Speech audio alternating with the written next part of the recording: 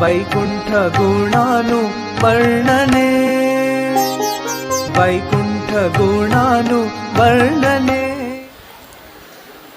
तो श्लोक गौरांग प्रेम महाराज যেটা বলছিলেন, মহারাজ কি বলছিলেন যে এই যে ভক্তি জীবন চর্চার, ভক্তি জীবন অনুশীলনের মূল উদ্দেশ্য কি কি বলেছেন?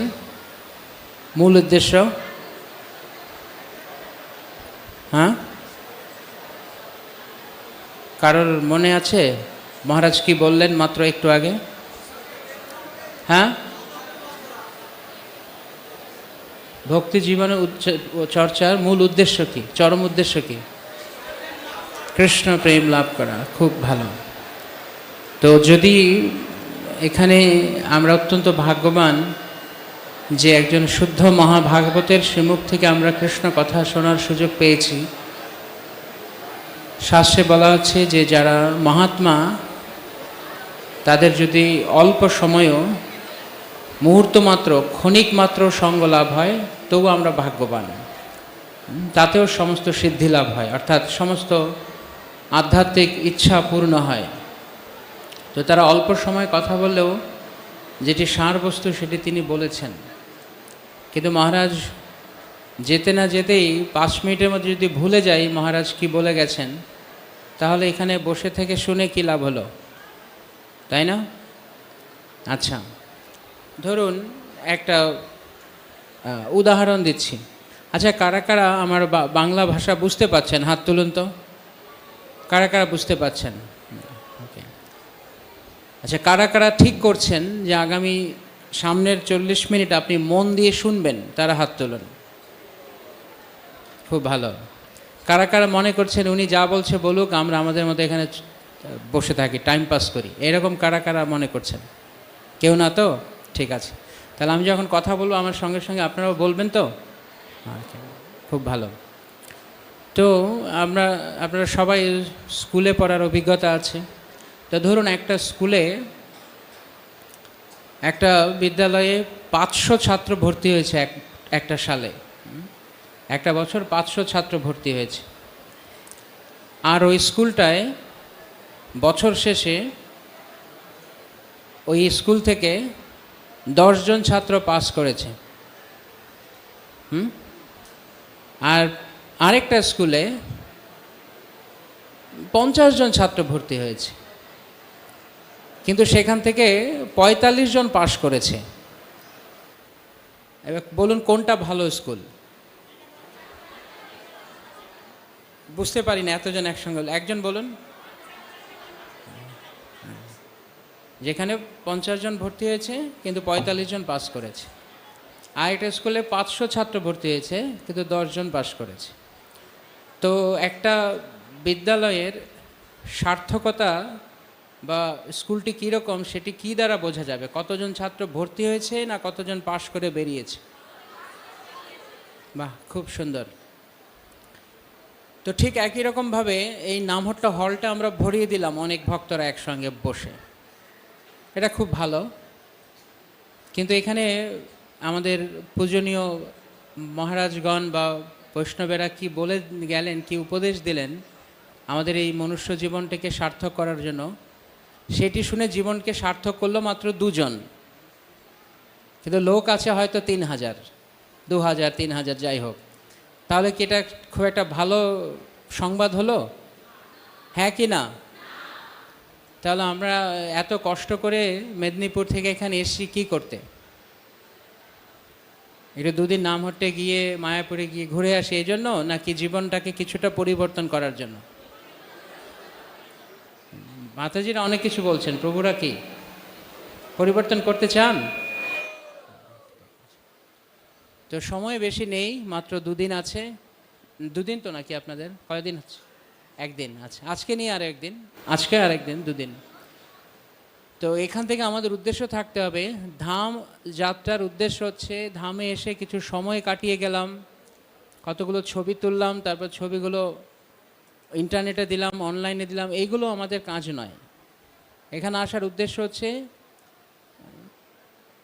বলা হচ্ছে যে যদি কেউ কোনো তীর্থ যায় কিন্তু তীর্থে গিয়ে বা কোনো ধামে গিয়ে যদি সেখানকার বসবাসরত ভক্তদের কাছ থেকে, সাধুজনদের কাছ থেকে, তাদের সম্মুখ থেকে কৃষ্ণ কথা শুনে জীবন পরিবর্তন না করে, তাহলে তাদের সে যাওয়া কেবল আসা যাওয়া সার। ঠিক যেরকম ওই যে স্কুলে প্রতি বছর মানে প্রতিদিন 500 ছাত্র যাচ্ছে আর আসছে, কিন্তু পাস করলো 10 জন, তাহলে সেটি ভালো কথা নয়। তা আমাদের এটি মাথায় রাখতে হবে যে আমরা অত্যন্ত ভাগ্যবান, অত্যন্ত ভাগ্যবান। আমরা যে কত ভাগ্যবান তা আমরা বুঝতেই পারছি না। আচ্ছা বলুন, এই পৃথিবীতে অন্যান্য প্রাণীর সংখ্যা বেশি না মানুষের সংখ্যা বেশি? হ্যাঁ, আপনারা কি বলছেন? হ্যাঁ, প্রাণীর সংখ্যা বেশি, খুব ভালো। মানুষের সংখ্যা কীভাবে বেশি হয়? হ্যাঁ, এইটুকু একটা জায়গা থেকে, এইটুকু ছোট গর্ত থেকে কোটি কোটি পিঁপড়ে বের হয়, তো মানুষের সংখ্যা বেশি হলো? কত প্রাণী দেখুন বেশি রয়েছে, কীট পতঙ্গ, পশু পাখি, গাছপালা সংখ্যা বেশি, মানুষ অনেক কম রয়েছে, সেই তুলনায় অনেক কম। তো শাস্ত্রে বলা হচ্ছে যে যত রকমের প্রজাতি আছে, যত রকমের জীবন আছে, তার মধ্যে মনুষ্য জীবন সবচাইতে কম। মাত্র 4 লক্ষ ধরনের মনুষ্য জীবন হয়, আর 80 লক্ষ ধরনের পশু পাখি, কীটপতঙ্গ বা বৃক্ষ ইত্যাদি জীবন হয়। যেমন আপনার কখনো খেয়াল করে থাকবেন, আপনারা বাড়ির পাশে, বাড়ির বাইরের দেয়ালে অনেক সময় যদি বৃষ্টি জমতে থাকে, স্যাঁতস্যাঁতে জায়গায় শ্যাওলা হয়, হ্যাঁ খেয়াল করেছেন? দেয়ালের মধ্যে শ্যাওলা জমে গেছে, সেগুলো এক একটা জীবাত্মা, সেখানেও প্রাণ রয়েছে। তো এরকম কোটি কোটি, অসংখ্য কোটি জীবন রয়েছে। এই যে আমাদের দেহ রয়েছে, দেহের ভিতরেও অনেক প্রাণী বাস করছে, করছে কি না? কারা? হ্যাঁ, কৃমি। হ্যাঁ, তো এরকম অনেক, যেমন পেটের মধ্যেও অনেক কৃমি রয়েছে, বা এছাড়া অন্যান্য অনেক বিভিন্ন ধরনের জার্ম বলে জীবাণু রয়েছে শরীরের মধ্যে, ব্যাকটেরিয়া রয়েছে, অনেক কিছু রয়েছে। তো অসংখ্য কোটি জীবের মধ্যে মাত্র অল্প কয়েকজন মানুষ। তাহলে একবার কল্পনা করুন যে এই যে আমরা এই মনুষ্য দেহটি লাভ করেছি, এইটি কেবল এইখানে এই ভূলোকে, এই পৃথিবী লোকে যাদের দেখা যাচ্ছে অল্প কয়েকটা মানুষ, এরকম অনন্ত অনন্ত কোটি লোক এবং ব্রহ্মাণ্ড রয়েছে। তো এখন একটা জীবাত্মা, যেমন এই যে আমরা, আচ্ছা প্রথমে বলি, আমরা, আপনারা তো জানেন অবশ্যই, আমরা দেহ না আমরা আত্মা? হ্যাঁ, কারা কারা মনে করছেন আমরা দেহ? আচ্ছা, কারা কারা মনে করছেন আমরা আত্মা? খুব ভালো, তাহলে মনোযোগ দিয়ে শুনছেন, ঠিক আছে। তো আমরা আত্মা। তো এখন এই আত্মা, আমরা এই আত্মাটা একটা, যেমন যেমন যেমন আমার একটা দেহ আছে, এই দেহের, এই যেমন আমি একটা পোশাক পরেছি, আমরা সবাই বিভিন্ন পোশাক পরে আছি, এটা কি? যেমন আপনি যখন কোনো কুর্তা জামা বানাতে দেন তখন কি করেন? দেহের মাপ অনুযায়ী, শরীরের মাপ অনুযায়ী টেলারকে দিলে টেলার বানিয়ে দেয়, তাই তো? তো এই দেহটা হচ্ছে এরকম একটা জামা, আর এই দেহের ভেতরে যে আমি রয়েছে, এটা যেমন দেহ, মানে এই দেহের ভেতরে যে আত্মা রয়েছে, সেটি হচ্ছে প্রকৃতপক্ষে আমি। তো এখন এই আত্মা অর্থাৎ আমি এরকম এখন মেদিনীপুরে আমি থাকছি বা মায়াপুরে থাকছি, এরকম একটা জীবন।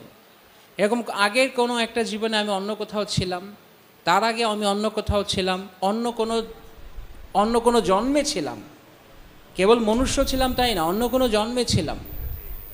হয়তো কখনো কীট পতঙ্গ ছিলাম, কখনো কুকুর বেড়াল ছিলাম, কখনো হাতি ব্যাঙ ছিলাম, কখন কী ছিলাম কোনো ঠিক নেই, কখনো গাছপালা ছিলাম, কখনো জলের ভেতরে কোনো প্রাণী হয়েছিলাম। এখন এরকম এই একটা পৃথিবী লোকে শুধু নয়, এরকম অনন্ত অনন্ত লোক রয়েছে, সেখানে আমরা ঘুরছি। এটা আমরা বুঝতে পারছি না এখন, কিন্তু এটা হচ্ছে প্রকৃতির নিয়ম, যে জীবাত্মা, এই আমরা এখন যে দেহে আছি, এই দেহে আমি এই মনুষ্য দেহটা পেয়েছি কেন? এই মনুষ্য দেহটা হচ্ছে, এই যে আমাদের যত ধরনের জীবন রয়েছে তার মধ্যে সবচেয়ে উন্নত জীবন হচ্ছে মনুষ্য জীবন। আর এই মনুষ্য দেহটা আমরা কোনো সুকৃতি, কোনো পুণ্য করে পাই না। এই মনুষ্য দেহটি আমাদের কাছে স্বাভাবিকভাবে আসে। সেজন্য বলা হচ্ছে লব্ধা সুদুর্লভম ইদম বহু সম্ভবান্তে। বহু জীবনের পর এই লব্ধা সুদুর্লভম, এই সুদুর্লভ মনুষ্য জীবন লাভ হয়েছে। তো এটি কীরকম হয়েছে? যেমন ছোট ছোট কীটপতঙ্গ আছে, কীটপতঙ্গ থেকে বড় প্রাণী, তার চেয়ে বড় প্রাণী, এরকম হতে হতে হতে হতে হতে একদম শেষ যেখানে গিয়ে শেষ যেই দেহ সেটা হচ্ছে মনুষ্য দেহ। তো এই মনুষ্য দেহটা আমাদের কিছু কর্ম করে লাভ করতে হয়নি, আমরা পেয়ে গেছি ভাগ্যক্রমে। তো ভাগ্যক্রমে আমরা যখন একবার মনুষ্য দেহ পাই, মাত্র একবার, তো এই মনুষ্য দেহে যখন আমরা মনুষ্য দেহোচিত কাজ না করি, এই মনুষ্য দেহের মতো উপযুক্ত কাজ না করি, তখন আবার তাকে নিচে নামিয়ে দেওয়া হয়, আবার তাকে অন্যান্য পশু পাখি প্রাণীর দেহে দিয়ে দেওয়া হয়। তো অনেক অনেক অনেক ভাগ্যের ফলে হঠাৎ করে আমাদের আরেক জায়গায় শ্রীমদ্ ভাগবতে বলা হচ্ছে নৃদেহ মাধ্যম সুলভম সুদুর্লভম। এই দেহটি অত্যন্ত সুলভ। কেন সুলভ? কারণ আমরা কিছু খাটুনি করে পাইনি। এটি এই যে আধ্যাত্মিক বিবর্তনের প্রক্রিয়ায় পশু পাখি স্থাবর জঙ্গম বিভিন্ন দেহ থেকে আমরা শেষমেশ মনুষ্য দেহ পেয়ে গেছি, এই জন্য সুলভম কিন্তু সুদুর্লভম। সুলভ কিন্তু সুদুর্লভ। কেন সুদুর্লভ? কারণ একবারই মাত্র পাওয়া যায়। যেমন ধরুন, এখন এই যে একবার আমরা মনুষ্য দেহ পেলাম, এই মনুষ্য দেহটি অন্যান্য প্রাণী দেহ থেকে উত্তম নাকি অধম? উত্তম, উৎকৃষ্ট। তো এই উৎকৃষ্ট দেহটি আমরা পেয়েছি। এখন উৎকৃষ্ট দেহের দায়িত্ব কি, উৎকৃষ্ট দেহের কাজ বা দায়িত্ব কি নিকৃষ্ট দেহ থেকে বেশি না কম? হ্যাঁ, বেশি। যেমন কাউকে যদি একটা অফিসের বড় দায়িত্ব দেওয়া হয়, কোনো একটা বড় কার্যালয়ে তাকে কাজ দেওয়া হয়েছে বড় পোস্টে, আর সেই অফিসে কিছু কেরানি বা পিয়ন টাইপের লোকজনও আছে, তাহলে যদি যাকে অফিসের একটা খুব বড় পদে দায়িত্ব দেওয়া হয়েছে সে যদি তার দায়িত্ব পালন না করে, তাহলে কি তাকে আপনি ওখানে বসিয়ে পয়সা দিয়ে খাওয়ানো হবে? হ্যাঁ, কি করবে তাকে? আবার বাদ দিয়ে দিবে, বের করে দেবে, যে তোমাকে যে দায়িত্ব দেওয়া হয়েছে তুমি তা পালন করছো না। তো আমরা এরকমভাবে ক্রমে ক্রমে যেতে যেতে আমরা এই মনুষ্য দেহটা পেয়েছি। এখন আমরা যদি মনুষ্য দেহে থেকে মনুষ্য দেহের মতো কাজ না করি, তাহলে আবার আমাদেরকে নিচে ছুঁড়ে ফেলা হবে। তো এই জন্য বলা হচ্ছে এটি সুদুর্লভ। যেমন ধরুন, একটা অনেক বিশাল বড় একটা হলরুম, অনেক বড় একটা হলরুম, অনেক বড়, অনেক মানে এটা ধরে নিতে পারেন একটা বড় একটা স্টেডিয়ামের মতো বড় একটা হলরুম, খেলার মাঠের মতো বড় একটা হলরুম। তার মধ্যে এই পুরোটা হলরুম চারদিকে কালো রং করা, চারপাশটায় পুরোটা হলরুমটা বন্ধ, চারিদিকে বন্ধ, পুরোটা কালো রং করা। আর তার মধ্যে একটা মাত্র বের হওয়ার দরজা আছে, একটা মাত্র বের হওয়ার দরজা আছে, পুরোটা কিন্তু কালো রং করা, দরজাটিও কালো রং করা, ঠিক আছে? এবং ওই রকম দরজার যেই দরজাটি দিয়ে বাইরে বের হওয়া যাবে, ওই দরজার মতো আরও 10টা দরজা বানানো আছে, কিন্তু ওগুলো আসলে দরজা নয়, ওগুলো দরজার মতো দেখতে দরজার মতো, কিন্তু একটাই মাত্র বের হওয়ার দরজা, বাকি 10টা বা বাকি 9টা দরজা নয়। এখন এর মধ্যে কাউকে ছেড়ে দেওয়া হয়েছে, দিয়ে বলা হচ্ছে তুমি হাতরাতে যদি তুমি তোমার দরজা চিহ্নিত করতে পারো যে এটা বের হওয়ার দরজা একবার, তাহলে তোমাকে মুক্ত করে দেওয়া হবে। আর যদি তুমি ভুল দরজাকে ঠিক দরজা বলে মনে করো, তাহলে তোমাকে আরও বহুকাল এখানে পড়ে থাকতে হবে। চারদিকটা কালো, কিছু দেখা যাচ্ছে না, কিছু বোঝা যাচ্ছে না। তো এখন ওই রকম একটা ঘরের মধ্যে, ওই রকম একটা বিশাল হলরুমের মধ্যে চারিদিকে কালো রং, একটা মাত্র সঠিক দরজা, বাকিগুলো সব মেকি দরজা, নকল দরজা। সেই রকম একটা জায়গায় ওই সঠিক দরজাটা খুঁজে বের করার সম্ভাবনা কতটুক? খুব বেশি কি? চারিদিকে তো কালো রং করা, আর সবগুলো দরজাই দেখতে আসল দরজার মতো, কিন্তু একটাই আসল দরজা, বাকিগুলো সব নকল দরজা। তো যদি কোনো ভাগ্যক্রমে কোনো ব্যক্তি ওই দরজাটা হাত দিয়ে বলছে যে না এইটা আসল দরজা নয় বলে ছেড়ে গেল, তাহলে কি হলো? মিস হয়ে গেল, ওই সুযোগটা সে হারিয়ে ফেলল। তো ঠিক একই রকমভাবে আমরা এই মনুষ্য দেহটি বহু সৌভাগ্যের ফলে পেয়েছি। এইটা হচ্ছে এই জন্ম মৃত্যুর চক্র থেকে বেরিয়ে যাওয়ার একমাত্র দরজা। এখন এই জন্ম মৃত্যুর চক্র কেন বলা হচ্ছে? এই কারণে, কারণ আমরা ঘুরতে মনুষ্য দেহ পেয়েছি। আবার যদি মনুষ্যদের মতো কাজ না করি, আবার নিচে নেমে যাব। আবার ঘুরতে ঘুরতে ঘুরতে ঘুরতে ঘুরতে আবার বহু বহু বহু কাল পরে আবার মনুষ্যদেহ পেতে পারি। আবারও যদি মিস করি তাহলে আবার নেমে আসতে হবে। তাই কখনো কখনো আমরা পশু দেহে, কখনো মনুষ্য দেহে, কখনো কীটপতঙ্গ দেহে, আমরা বিভিন্ন গাছ বৃক্ষ দেহে আমরা জন্মগ্রহণ করছি। এখন কিছুটা বোঝা যাচ্ছে এই মনুষ্যদেহ কতটা দুর্লভ, কত কত ভাগ্যের ফলে আমরা এই দেহটা পেয়েছি। তো সেই জন্য মহারাজ যেটি বলছিলেন যে এই জীবনটার প্রকৃত উদ্দেশ্য হচ্ছে প্রেম ধন লাভ করা। প্রেম ধন মানে ওই যে চাবি, ওই দরজাটা খুঁজে পাওয়া, বের হয়ে যাওয়ার দরজাটা খুঁজে পাওয়া। তো এখন যদি আমরা এই সুযোগটি হারিয়ে ফেলি তাহলে আমার এই মনুষ্যদেহ পাওয়ার কি লাভ হলো? কিছু লাভ হলো? যেমন ধরুন ভারতবর্ষের সবচেয়ে নামি দামি প্রতিষ্ঠান কি? পড়াশোনার জন্য সবচেয়ে 1 নম্বর প্রতিষ্ঠান কোনটি? হ্যাঁ, কেউ যে ইঞ্জিনিয়ারিং পড়বে তাহলে সবচেয়ে বড় নাম্বার 1 প্রতিষ্ঠান কোনটি? কে জানেন? আইআইটি। তো এখন কেউ অনেক পড়াশোনা করেছে, অনেক পড়ে খেটে খুঁটে আইআইটিতে ভর্তি হওয়ার সুযোগ পেয়েছে। এখন সে ওখানে ভর্তি হয়ে গেল, ভর্তি হওয়ার পর তেমন আমার তো ভর্তি হয়ে গেছে, এখন আমি ওই আইআইটির পাশে বাইরে একটা ফুচকাওয়ালার দোকান ছিল। এখন সারাদিন সে শুধু ফুচকা খায় ওখানে। কিন্তু ভর্তি হয়েছে, ভর্তি হওয়ার আগে কত কষ্ট করতে হয়েছে,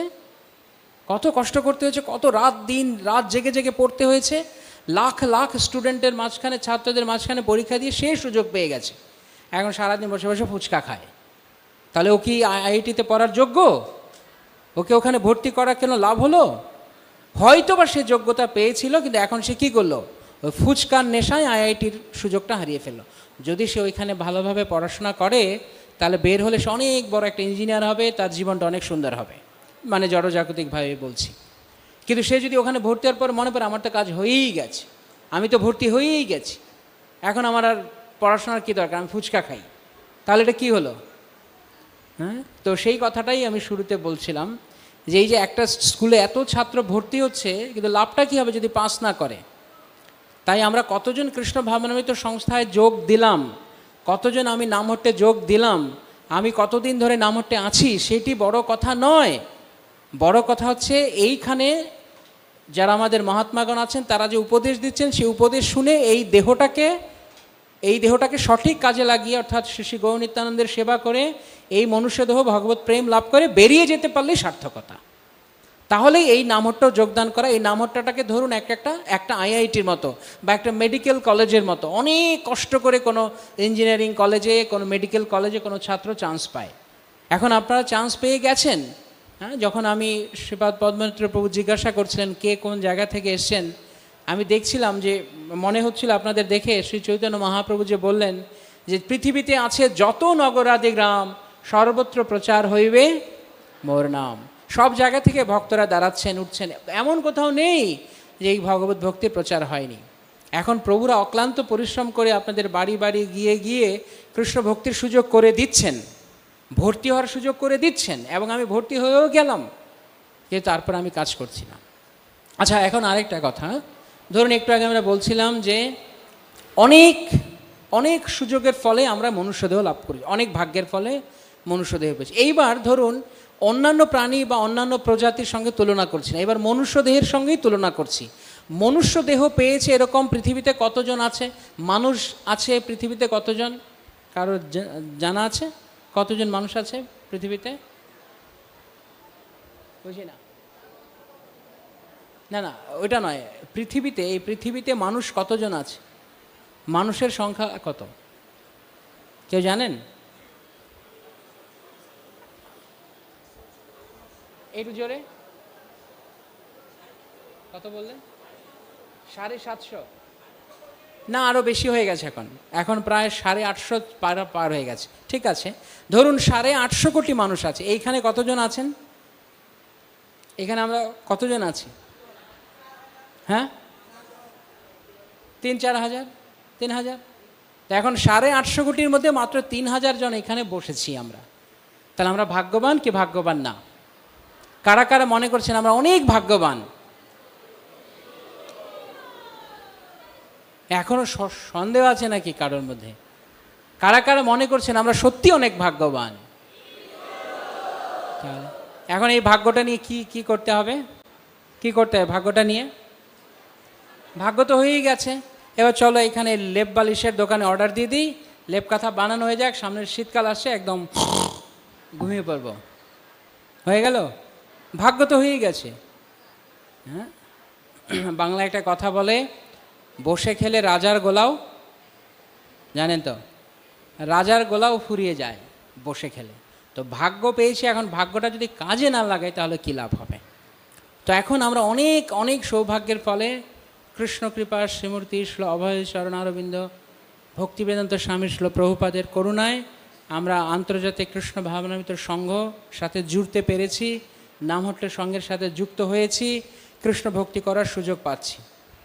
এখন যদি সেটি কাজে না লাগাই তাহলে এটাকে শাস্ত্রে বলা হচ্ছে, যেমন কেউ নদীতে যাচ্ছে, মানে নদী পার হবে, একটা খুব মানে প্রচণ্ড শক্তিশালী স্রোতের নদী, এমনিতে পার হওয়া যাবে না, বিশাল বড় নদী, তখন হঠাৎ করে একটা খুব খুব পাকাপোক্ত একটা নৌকো পাওয়া গেছে। এখন সেই নৌকোতে একজন ভালো মাঝিও পাওয়া গেছে, একটা ভালো নাবিক বা মাঝি পাওয়া গেছে, নৌকার সব কিছু সুন্দরভাবে ঠিকভাবে বানানো আছে। এখন আমি সেই নৌকোতে উঠে গেছি এবং হাওয়া অনুকূল বইছে, অনুকূল দিকে হাওয়া বইছে, তাহলে কি পেলাম?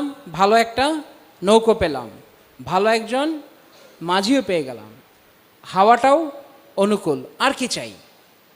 তাহলে আমরা কি এখন নদীটা পার হতে পারবো? পারবো তো? কিন্তু কি করলে আমরা নদী নাও পার হতে পারি সেটা ভাবুন। হ্যাঁ, বুঝি নেই না, ধরুন সেটা খুলে দেওয়া হয়েছে, মাঝ অনেকটা দূর চলেও গেছে নৌকো, কিন্তু তারপরও আমরা ওই পারে না যাওয়ার সম্ভাবনা কি করলে না?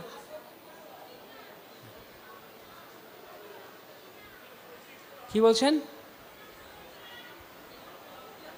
আমার কথা বুঝতে পারিনি?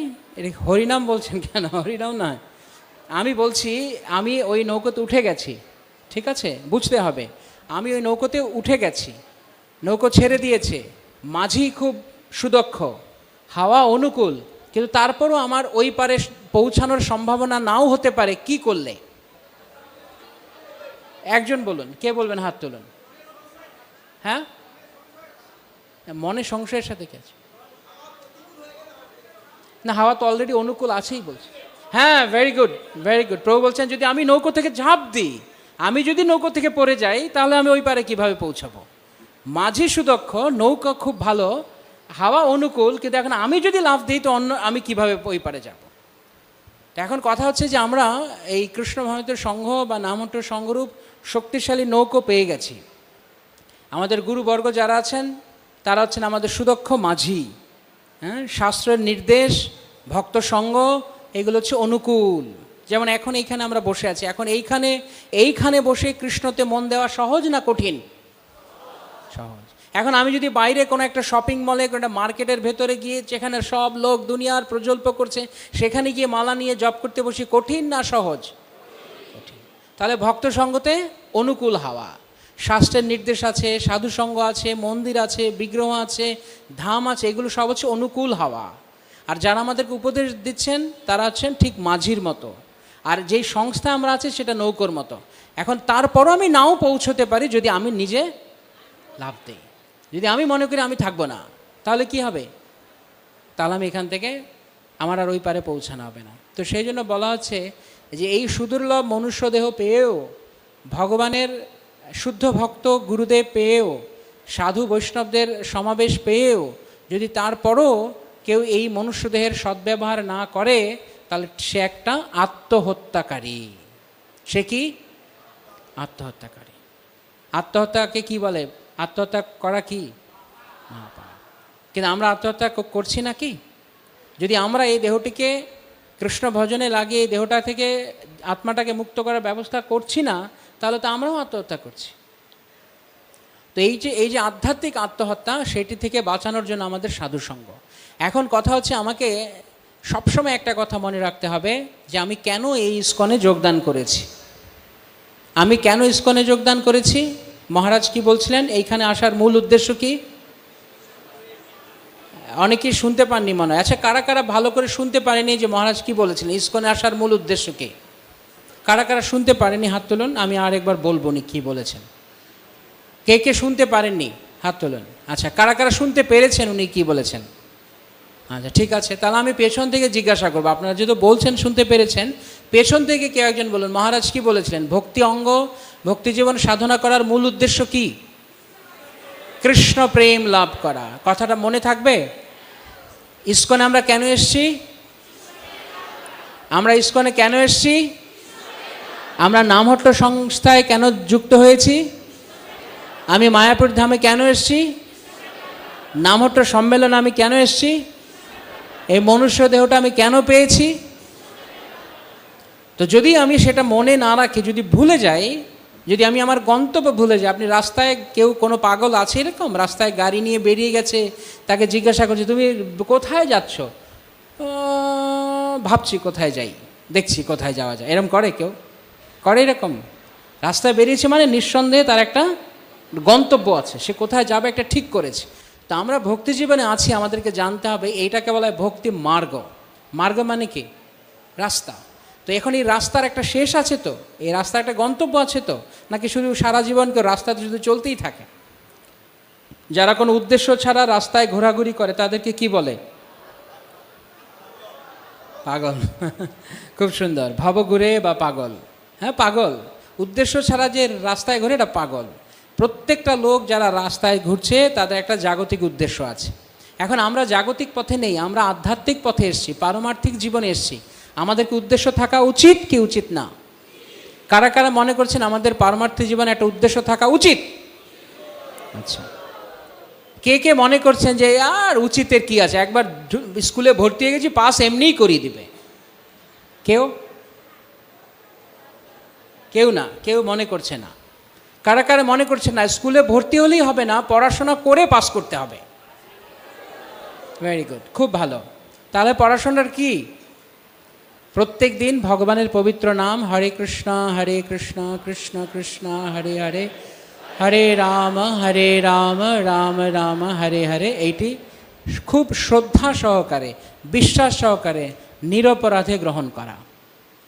মহারাজ যেমনটা বলছিলেন, নিরপরাধে নাম লইলে পায় প্রেমধন। তাই নামের হাটে শুদ্ধ নাম বিক্রি হচ্ছে। যারা সাধু মহাজন তারা বিক্রি করছেন, আমরা হচ্ছে এখানকার ক্রেতা। তারা বিক্রয় করছেন, আমরা ক্রেতা। তা ক্রেতার কাজ হচ্ছে শ্রদ্ধা সহকারে সেই নাম গ্রহণ করা। আর কি? পাপাচার থেকে দূরে থাকা। 4 ধরনের যে পাপ আছে, বিশেষ করে মূল 4 পাপ, আমিষাহার, অবৈধ সঙ্গ, নেশা, দ্রুতক্রীড়া, এসব থেকে দূরে থেকে শুদ্ধ সাত্ত্বিকভাবে জীবনযাপন করে একটা লক্ষ্যে চলা।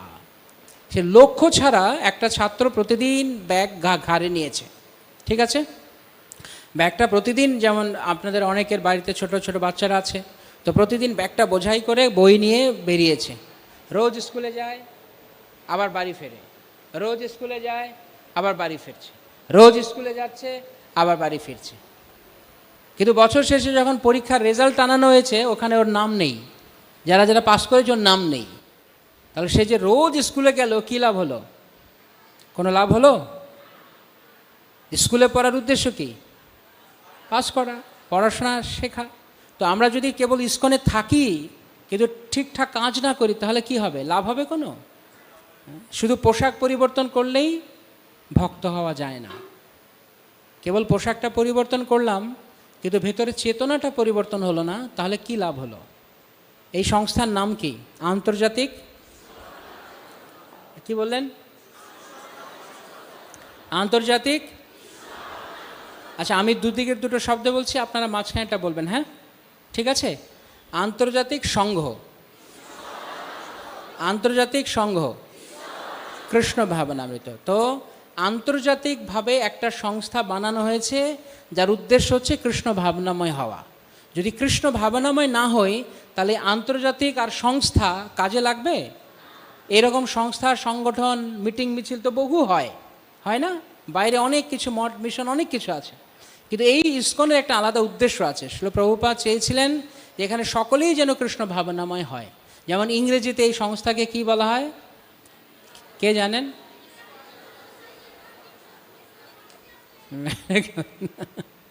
খুব ভালো, ধন্যবাদ। International society for Krishna. For মানে কি? কোনো কিছুর জন্য, তাই তো? একটা ইন্টারন্যাশনাল সোসাইটি, একটা আন্তর্জাতিক সংস্থা, কিন্তু কিসের জন্য?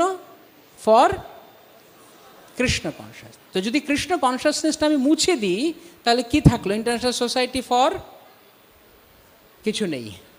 একটা আন্তর্জাতিক সংস্থা কিসের জন্য? কোনো কিছুর জন্য না, এমনিই বানানো হয়েছে। এরকম হয় কখনো?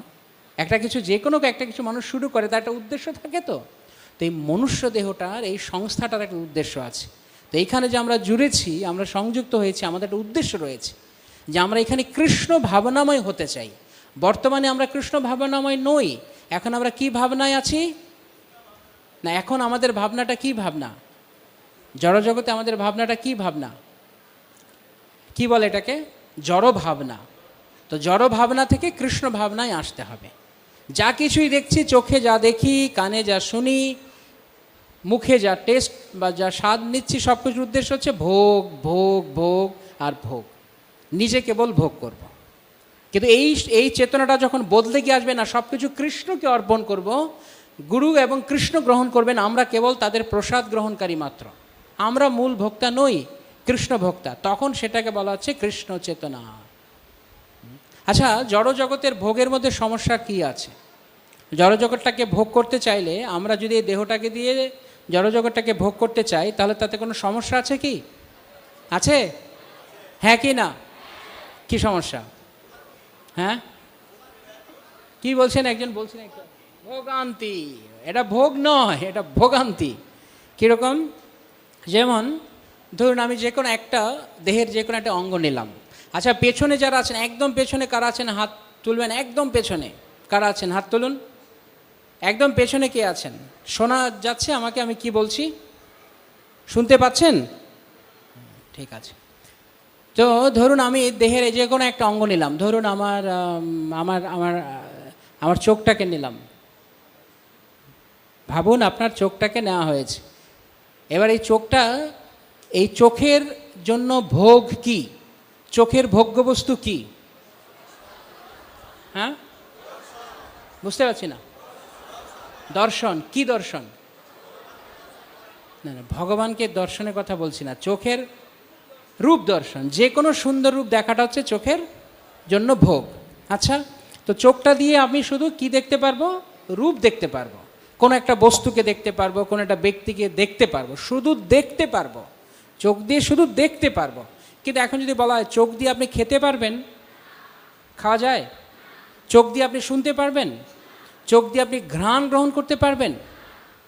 চোখ দিয়ে আপনি হাঁটতে পারবেন? চোখ দিয়ে আপনি ঘুমোতে পারবেন? চোখ ঘুমায় না, আমরা ক্লান্ত হয়ে যাই, চোখটা বন্ধ হয়ে যায়। কিন্তু চোখের একটাই কাজ কি? কিছু দেখা। এই একটা জিনিস করেই চোখের আনন্দ। এবার চলুন কান। এবার কান দিয়ে আমরা কি করি? শুনি, যে কোনো কিছু আমরা শুনছি। এখন কান দিয়ে যদি কাউকে বলা হয় যে প্রভু এইখানে একটু এই ভক্তকে একটু বাড়িতে পৌঁছে দিতে হবে, আপনি কানটা ব্যবহার করে একটু ওনাকে পৌঁছে দিন বাড়িতে, সম্ভব? তার জন্য কি লাগবে? হাত পা লাগবে, কান দিয়ে হবে না। তো এক একটা অঙ্গের একটাই কেবল ভোগের বস্তু আছে। ঠিক একই রকমভাবে জীবের কাজ কি? স্বাদ গ্রহণ করা, তাই তো? নাকের কাজ কি? ত্বকের কাজ কি? কিছু স্পর্শ করা, অনুভব করা, এটা কি বস্তু। প্রত্যেকটা এই অঙ্গগুলোর একটাই আনন্দ উপভোগের জায়গা রয়েছে। এইবার চলুন একটা অঙ্গ, প্রথম আমরা কোন অঙ্গটা ভেবেছিলাম? চোখ। এবার এই চোখটার সুখ কি, আনন্দ কি? শুধু চোখটাকে কিছু দেখলে, চোখ দিয়ে কিছু দেখলে। চোখ দিয়ে আবার আমরা যখন কিছু বিভৎস বস্তু দেখি, ভয়ঙ্কর দেখি, তখন আমরা আনন্দ পাই না ভয় পাই? ভয় পাই। তাহলে সেই চোখের আবার ভাগ আছে, শুধু আনন্দের বস্তু দেখলেই সে ভালো লাগে, আর না হলে ভয় পায়। এবার এই চোখটাকে আপনি কতভাবে যন্ত্রণা দিতে পারেন কল্পনা করুন। এই চোখটাকে কীভাবে যন্ত্রণা দেওয়া যায়? যেমন চোখটিকে আমি কি করতে পারি? এরকম কোচলে দিতে পারি। পারি তো? জোরে চোখটা একটা পাথর দিয়ে এরকম থেতলে দিতে পারি, তাই না? চোখটাকে আমি একটা খুব ধারালো বস্তু দিয়ে এরকম খোঁচা মারতে পারি। চোখের মধ্যে আমি খুব গরম আগুন গরম খুব উত্তপ্ত বস্তু লাগিয়ে দিতে পারি না?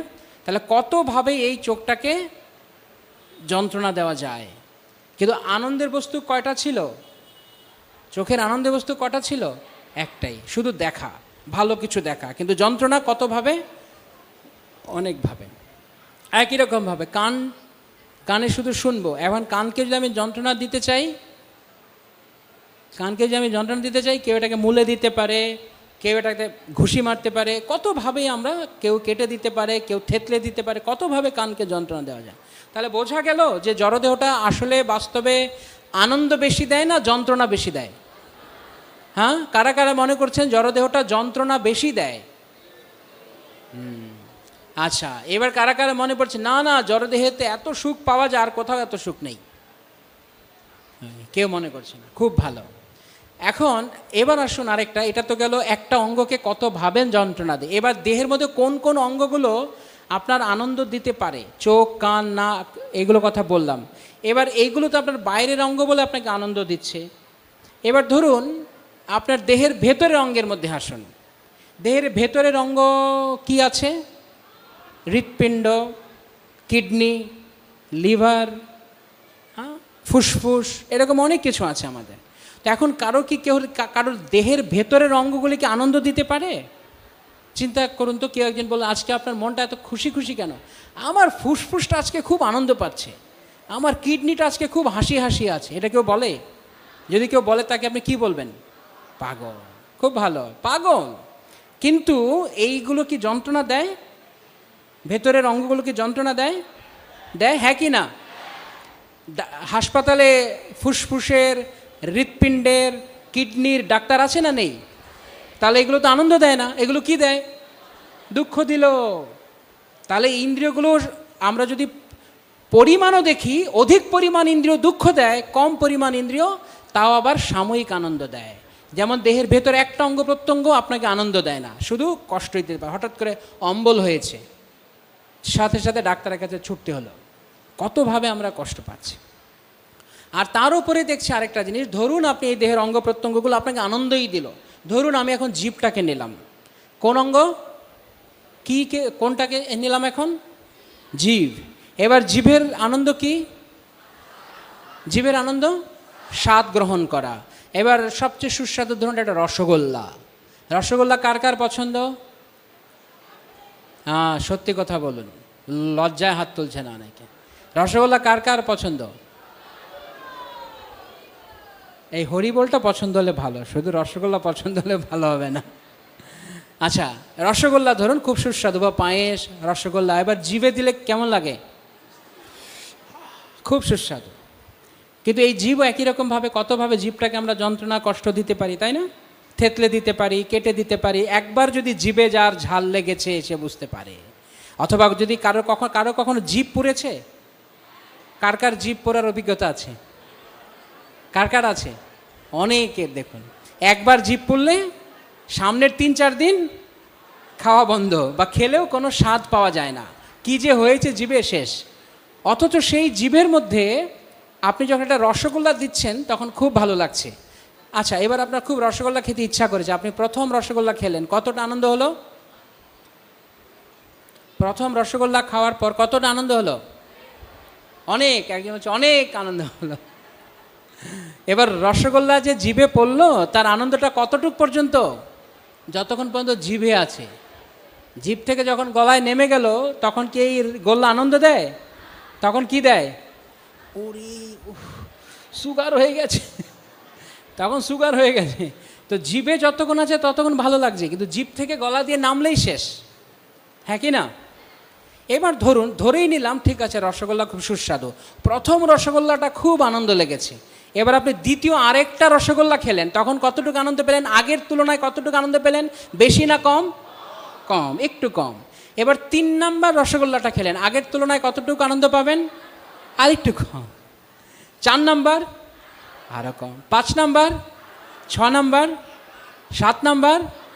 এবার মার দিব, মার বন্ধ করো, আর কত দিবে, আর খেতে পাচ্ছি না, তাই না? লোক তখন আর দিও না, না না প্রভু খেয়ে যান না। একটা সীমা আছে। বলতে চাইছি জড়জাগতিক ভোগের একটা মাত্রা আছে, একটা সীমা আছে। এরপরে জড়জগতের ভোগটাও আর ভালো লাগে না। তো যে কোনো কিছু ভালো লাগে না। একটা যেমন একটা খুব ভালো একটা গান শুনতে আপনার ভালো লাগছে, 20-25 দিন পরে এটা পচা গান হয়ে গেছে, পুরনো গান হয়ে গেছে, ভালো লাগছে না। তো সব কিছু জড়জগতে প্রথম দিকে ভালো লাগছে, কিন্তু আস্তে আস্তে আস্তে আস্তে তার প্রথম রসগোল্লার চাইতে দ্বিতীয়টায়, তৃতীয়টায়, চতুর্থটা যেমন স্বাদ কম ছিল, এইরকমভাবে এইটাই যার শেষের রসগোল্লাটা তখন আপনার কাছে আর রসগোল্লা নেই, তখন ওটা হয়ে গেছে একটা যন্ত্রণা, ওটা হচ্ছে একটা শাস্তি, পানিশমেন্ট, ঠিক কি না? তো এখন এই জন্য আমাদেরকে বিচার করতে হবে যে এই জড়দেহটা আমাদের সুখ দেয় না, কেবলই যন্ত্রণা দেয়, কেবলই যন্ত্রণা দেয়। যেটাকে আমরা সুখ বলে মনে করছি সেটা হচ্ছে সাময়িক একটু দুঃখের অনুপস্থিতি। যেমন মানে ফ্যান চলছে, খুব গরম, ফ্যান চালিয়ে দিলে কিন্তু আসলে কি ফ্যান চালানো হয়েছে কিন্তু গরম কি কমেছে? ঠিক করে বলুন, বুঝে বলুন, গরম কি কমেছে? গরম কমেনি, কিন্তু কিন্তু কি এসছে? ফ্যান এসছে, পাখা এসছে। পাখাটা যখন আবার বন্ধ হয়ে যাবে তখন আবার গরম ধরবে তো। এই হচ্ছে জড়জগৎ। অথবা এই ফ্যানটাও যদি বেশিক্ষণ চলে তখন সর্দি। খুব গরম থেকে এসি রুমে ঢুকলে আবার এসি থেকে বেরোলে দেখবেন একটু পরে সর্দি লেগে যাচ্ছে, সর্দি হয়ে যাচ্ছে। তো এইটা হচ্ছে জড়জগৎ। তাই আমাদেরকে ভালো করে বুঝতে হবে এই মনুষ্য দেহটি কেবল দুঃখ দিচ্ছে। তো এই দুঃখ থেকে কারা কারা বের হতে চান? কে কে এই দুঃখ থেকে বের হতে চান? খুব ভালো। কারা কারা আরেকজনের হাত দেখে আপনিও হাত তুলেছেন? তারা হাত তুলুন। সবাই বুঝে হাত তুলেছেন তো? ঠিক আছে, আমি আরেকবার বলছি, কারা কারা মনে করছেন এই জগৎটা সত্যিই যন্ত্রণাময়? হাত তুলুন। তো এই যন্ত্রণা থেকে যদি আমরা মুক্তি পেতে চাই তাহলে একটাই মাত্র উপায় রয়েছে, ভগবান শ্রীকৃষ্ণের চরণে পূর্ণ আত্মসমর্পণ করা। হে ভগবান, আমি এই জড়জগতে বহুদিন ধরে, বহুকাল, বহু জন্ম ধরে কেবল ক্লেশ যন্ত্রণা ভোগ করছি। দয়া করে আমাকে এই দুঃখ যন্ত্রণা, যেটি আমাকে সুখ বলে মনে করাচ্ছে, এখান থেকে আমাকে উদ্ধার করো। মরুভূমিতে জল পাওয়া যায়? মরুভূমিতে জল আছে, কিন্তু যেটা দূর থেকে দেখে জল মনে হয় সেটা কি? মরীচিকা। তো এখন এই জড়জগতের মধ্যে এই জড়দেহটাকে সুখ আছে বলে মনে করাটা হচ্ছে মরীচিকা। তো মরীচিকাকে দেখে আকৃষ্ট হওয়া বুদ্ধিমানের কাজ না 1 নম্বরের বোকার কাজ? আমরা কি বোকা না বুদ্ধিমান? হ্যাঁ, শুনতে পাচ্ছি না। বোকা। স্বীকার করছি তো? কারা কারা স্বীকার করছি যে আমরা বোকা? কিন্তু শ্রী ভক্তিবিনোদ ঠাকুর মুহূর্তের মধ্যে আমাদের বুদ্ধিমান বানিয়ে দিচ্ছেন। তিনি কি বলছেন? অতএব মায়া মোহ ছাড়ি বুদ্ধিমান, নিত্যতত্ত্ব কৃষ্ণ ভক্তি করুন অনুসন্ধান। এই জগতের মায়ামোহ ছাড়ো, ছেড়ে কেবল কৃষ্ণ ভক্তিতে লেগে যাও, তাহলেই তুমি বুদ্ধিমান। তা কারা কারা বোকা থেকে বুদ্ধিমান হতে চাই আমরা? খুব ভালো। এইটাই হচ্ছে নামহট্ট সংঘের কাজ। আমরা যারা মূর্খ, যারা মনুষ্য দেহ পেয়েও জীবনটাকে অবহেলা করছি, তাদেরকে সুযোগ দেওয়া যেন আমরা কৃষ্ণ ভাবনায় যুক্ত হই। তো আমাদের এই উদ্দেশ্য থাকা উচিত, ভক্তিপথে আমরা এসেছি যে আমরা এখানে কেবল লোক দেখানোর জন্য ভক্ত হতে আসিনি, অন্যকে দেখাতে চাই না আমি ইস্কনে এসেছি, আমি নামহট্টে এসেছি। আমি দেখাতে চাই, আমি করতে চাই, আমি ভালো ভক্ত হতে চাই, এখান থেকে মুক্ত হয়ে আমি ভগবানের কাছে ফিরে যেতে চাই। কারা কারা এই লক্ষ্যে সারা জীবন কাজ করবেন যে আমি ভগবানের কাছে ফিরে যাব? কারা কারা মনে করছেন যে এই জগতে যত সুখ থাকুক না কেন, যত প্রলোভন, যত লোভ, যত লালসা কেউ দেখাক না কেন, কিন্তু আমি কখনো আমার লক্ষ্য থেকে ভ্রষ্ট হব না? হরি বল। খুব ভালো, অনেক ধন্যবাদ। শ্রীল প্রভুপাদ কি জয়, সমবেত ভক্তবৃন্দ কি জয়, গৌর প্রেমানন্দে হরি। 5-7 মিনিট সময় আছে, যদি কারো কিছু জিজ্ঞাসা করতে চান, কোনো প্রশ্ন আলোচনার উপরে, তাহলে জিজ্ঞাসা করতে পারেন। হরে কৃষ্ণ। ভালো লাগছে সবাইয়ের? হ্যাঁ, অবশ্যই। তো অসংখ্য ধন্যবাদ মণিগোপাল প্রভুকে। তো এখন কিছু প্রশ্ন উত্তর হবে। আপনাদের অনেক প্রশ্ন রয়েছে, তো সেই প্রশ্নগুলি এখন বলুন, প্রভু রয়েছেন, উত্তর দেবেন। বলুন, কার কি প্রশ্ন? আরেকটা করলেস। যার প্রশ্ন আছে হাত উঠাবেন।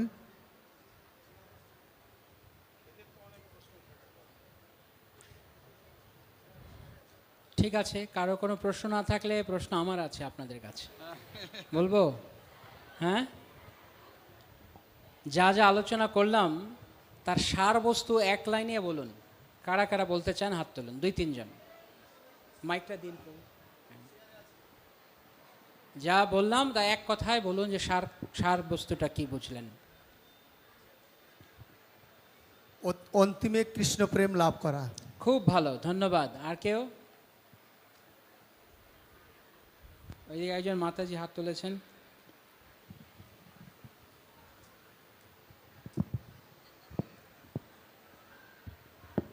জড়জগৎ থেকে বেরিয়ে কৃষ্ণ লাভ প্রেম লাভ করা। বাহ, খুব সুন্দর। আর কেউ? পেছন থেকে কেউ? হ্যাঁ, প্রভু বলবেন এখানে।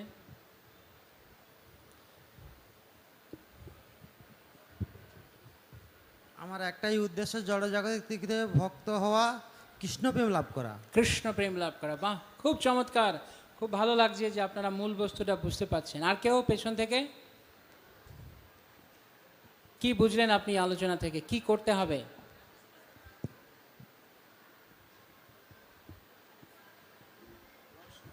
এই জড়জগৎ থেকে কৃষ্ণলোকে লাভ করার আমার বড় উদ্দেশ্য, খুব ভালো লাগে।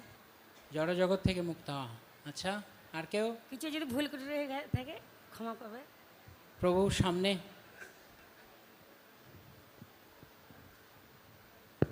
হরে কৃষ্ণ। কৃষ্ণপ্রেম তো লাভ করাই, এবং তার সঙ্গে সঙ্গে জড়জাগতিক যত মানুষ আছে তাদেরকেও এই কৃষ্ণপ্রেমকে সবার মাঝে বিতরণ করে দেওয়া, হরি বল। যেটা গৌরাঙ্গ মহাপ্রভুর স্বপ্ন এবং নির্দেশ। হরে কৃষ্ণ। চমৎকার। আমরাও কৃষ্ণের কাছে যাব, আর যাওয়ার সময় পারলে আরও 5-10 জনকে, 20 জনকে, 100 জনকে সঙ্গে নিয়ে যাব। আর যদি কেউ না যেতে চায় তাহলে অ্যাটলিস্ট কমপক্ষে আমি একা যাব। ঠিক আছে, মনে থাকবে তো? অনেক সময় অন্যকে উদ্ধার করতে গেলে নিজেরও আগে কিছু শক্তি থাকা চাই। শিল প্রভুপাদ উদাহরণ দিয়েছেন, কেউ নদীতে পড়ে গেছে, সাঁতার জানে না, হাবুডুবু খাচ্ছে, এরকম বাঁচাতে বলছে। তখন তীরে দাঁড়ানো একটা লোক, তার হঠাৎ তার হৃদয় করুণায় ভরে গেল, হায় হায় মরে গেল মরে গেল। তো সেও ঝাঁপ দিয়েছে, কিন্তু ঝাঁপ দিয়ে মিনিট 5 পরে দুইজনের আর কাউকেই দেখা যাচ্ছে না। কেন? যে ঝাঁপ দিয়েছিল সে নিজেই সাঁতার জানে না। তো এইরকম উল্টোপাল্টা লাভ দিয়ে একজন তো যাবে, আমিও যাব। তাই জন্য নিজেকে আগে ভালো ভক্ত হতে হবে, তারপর আরেকজনকে ভালো ভক্ত করার চেষ্টা করতে হবে। ভালো ভক্ত হওয়া মানে সবসময় কৃষ্ণের সঙ্গে কানেকশনে থাকা, কৃষ্ণের সঙ্গে সম্পর্কিত থাকা, সর্বদা কৃষ্ণ নাম, কৃষ্ণ রূপ, গুণ, কৃষ্ণের লীলা, কৃষ্ণ ভক্ত ইত্যাদি সঙ্গে থাকা।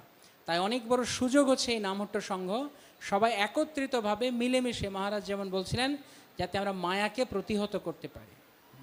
একটা বড় দেয়াল একজনে ধাক্কা মারলে পড়বে না, কিন্তু একসঙ্গে যদি 500 জন লোক ধাক্কা মারে ভেঙে যাবে।